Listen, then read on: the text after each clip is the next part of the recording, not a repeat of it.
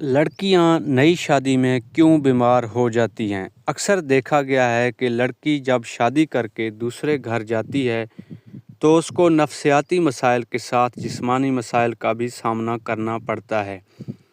بہت سی لڑکیاں جب نئے ماحول میں جاتی ہیں، نیولی میرڈ ہوتی ہیں، کنواری لائف سے شادی شدہ زندگی ٹوٹلی چینج ہوتی ہے۔ نئے گھر، نیو ماحول، نئے طرز زندگی کی ابتدا میں بہت سی لڑکیاں ذہنی طور پر اپ سیٹ رہتی ہیں۔ وہ نیو ماحول میں ایڈجسٹ نہیں ہو پا رہی ہوتی۔ اگر ایسی ارینج میرج ہو کہ شوہر سے پہلے کسی قسم کا رابطہ نہ ہو تو میاں بیوی کی اکثر آپس میں جلد انڈرسٹینڈنگ بھی نہیں ہو پا رہی ہوتی۔ وہ ایک دوسرے کو سپیس نہیں دے پاتے اور نئی شادی ہی ایک دوسرے سے ذہنی طور پر دور ہو رہے ہوتے ہیں۔ اس کے لیے ان کو صبر، تحمل، حوصلے سے کام لینا چاہیے۔ ایک دوسرے کو سمجھنے کی کوشش کرنی چاہیے۔ پیار، محبت، برداشت سے ایک دوسرے کے حقوق کا خیال رکھتے ہوئے آپس میں دل جیتنے کی کوشش کرنی چاہیے۔ مگر ذہنی مسائل کے ساتھ ساتھ اکثر لڑکیوں میں جسمانی مسائل بھی سامنے آتے ہیں جو شادی سے پہلے کبھی نہیں تھے۔ سسرال میں اکثر جاہلانہ روش رکھنے والے لوگوں میں یہ باتیں گردش کرنا شروع ہو جاتی ہیں کہ نمبر 1 لڑکی بیمار ہے، نمبر 2 اس کو بہت بیماریاں ہیں، نمبر 3 بیمار بہو مل گئی، وغیرہ وغیرہ۔ شوہروں اور خاص طور پر الزامات لگانے والی ساسوں کو یہ بات ذہن نشین کرنی چاہیے کہ شادی کے بعد والی زندگی اور کنواری زندگی میں زمین آسمان کا فرق ہے۔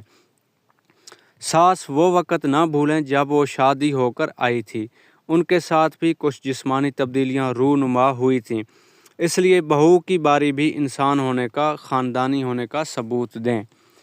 کنوارے پن میں کیونکہ لڑکیوں کا کوئی جسمانی یا جنسی ریلیشن نہیں ہوتا تو وہ ایک نارمل لائف گزارتی ہیں۔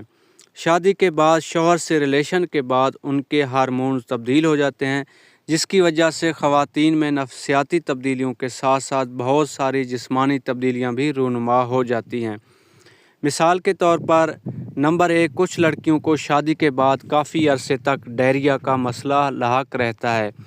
نمبر 2 بہت سی لڑکیوں کا منتھلی سائیکل چینج ہو جاتا ہے یا بہت ارریگولر ہو جاتا ہے۔ وہ پریشان ہو جاتی ہیں کہ شادی سے پہلے کبھی ایسا نہیں تھا۔ نمبر 3 یورین انفیکشن ہو جاتا ہے۔ نمبر 4 خاص اعضاء کا انفیکشن ہو جاتا ہے۔ نمبر 5 ہیئر فال یعنی بال گرنے کا بہت ایشو ہو جاتا ہے۔ نمبر 6 سٹمک ایشو یعنی معدے میں جلن یا درد۔ نمبر 7 متلی محسوس ہونا مگر نہ آنا، نوزیا وغیرہ۔ نمبر 8 بھوک محسوس نہ ہونا یا بہت زیادہ بھوک محسوس ہونا۔ نمبر 9 بہت زیادہ کمزوری محسوس ہونا۔ نمبر 10 قبض وغیرہ۔ ایسے یا دوسرے اور بھی بہت سے جسمانی مسائل پیدا ہو جاتے ہیں جن پر لڑکیاں پریشان ہو جاتی ہیں کہ شادی سے پہلے وہ بالکل ٹھیک تھی۔ ساس اور شوہر، بیوی اور بہو سے ہمیشہ مشکوک رہتے ہیں کہ یہ پہلے سے ہی بیمار تھی، ہم سے فراڈ کیا۔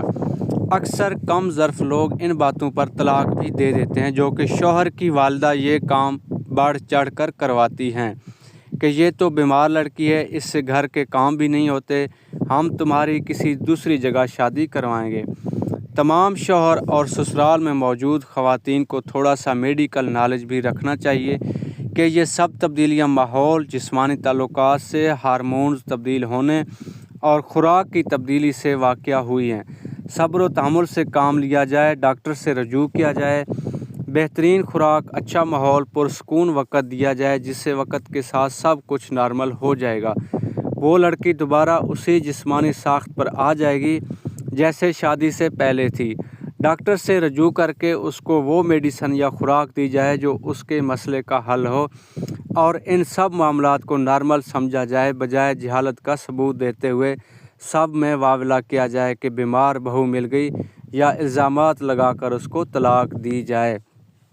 دوستو اگر ویڈیو اچھی لگے تو ہمیں فالو لازمی کرنا ہے، لائک کرنا ہے، شیئر کرنا ہے اور ہمیں سبسکرائب کرنا ہے، اور اس کے بعد اگر ہو سکے تو ہمیں کمنٹس کر کے اپنی رائے سے ضرور آگاہ کریں۔